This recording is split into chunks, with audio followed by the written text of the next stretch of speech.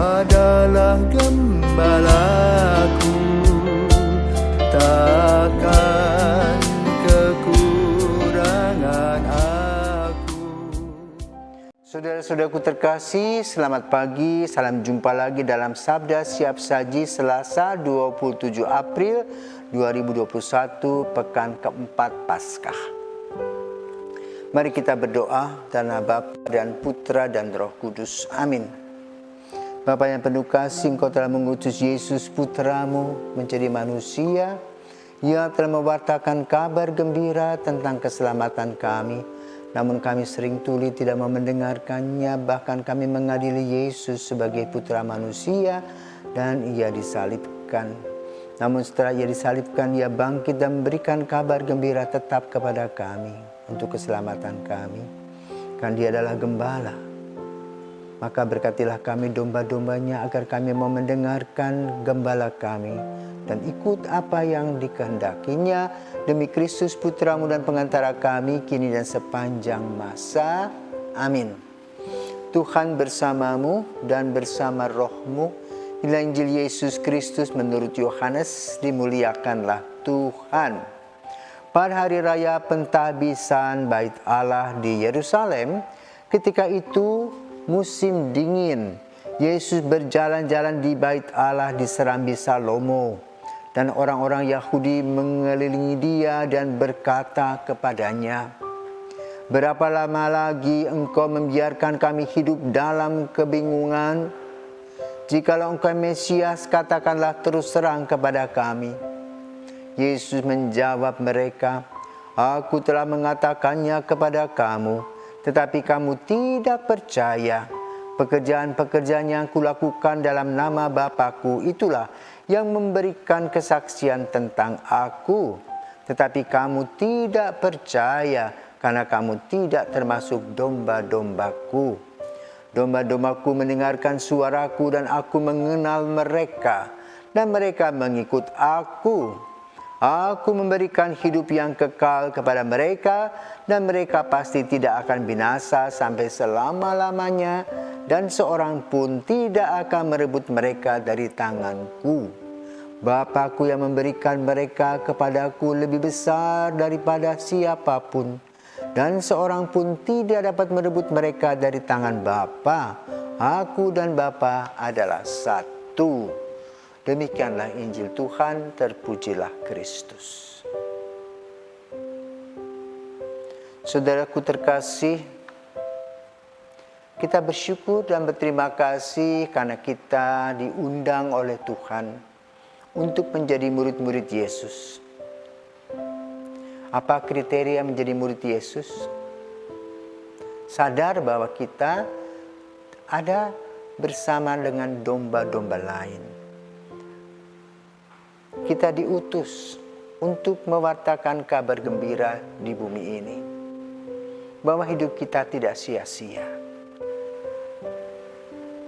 Maka kita perlu merawat apa yang sudah Tuhan berikan kepada kita, baik secara jasmani kesehatan kita maupun juga secara rohani. Di dalam Injil pada hari ini kita mendengar apa yang dikatakan oleh Yesus, bahwa kita tidak akan hilang, kita akan dipelihara. Maka lalu apa yang perlu? Kita mendengarkan apa yang dikehendaki oleh Yesus. Sama seperti kita kalau kita mau terbang.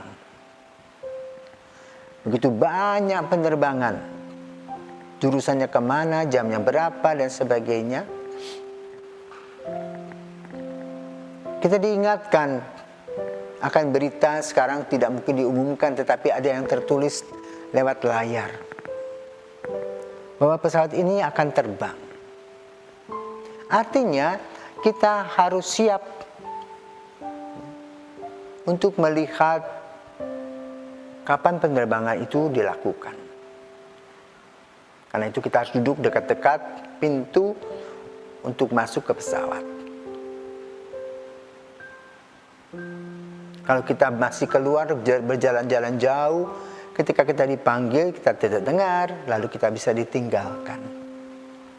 Demikian pula sebagai pengikut Yesus kita harus tahu Apa yang dikehendaki oleh Yesus?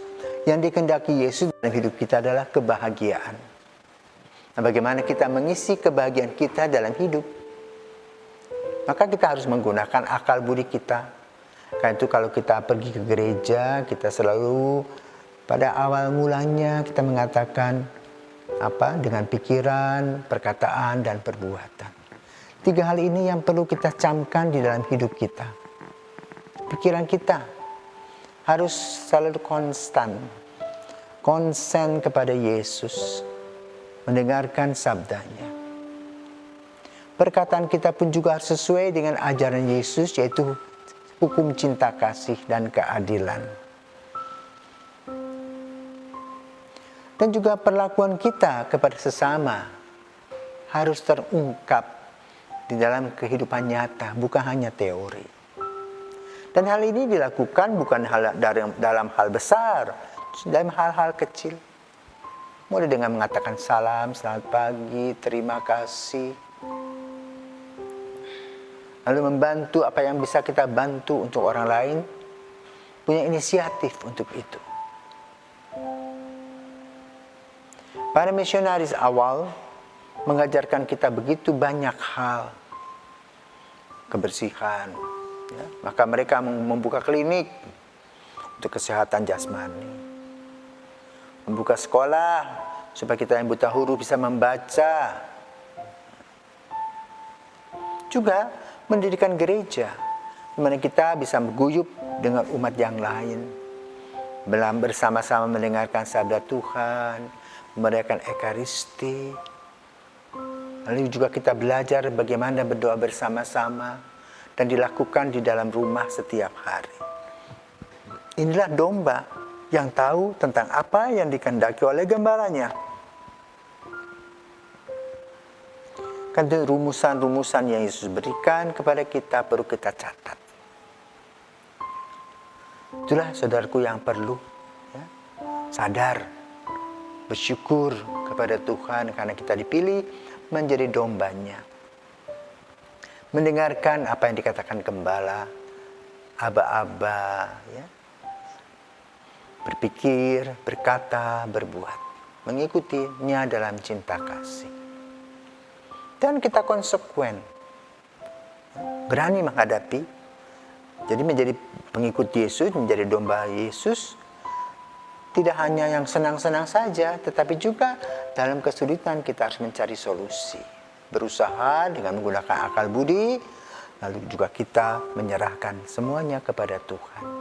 Itulah kehidupan seekor domba yang digembalai oleh Yesus. Semoga kita menjadi domba yang baik, sehingga domba yang baik sehat jasmani dan rohani. Selamat pagi.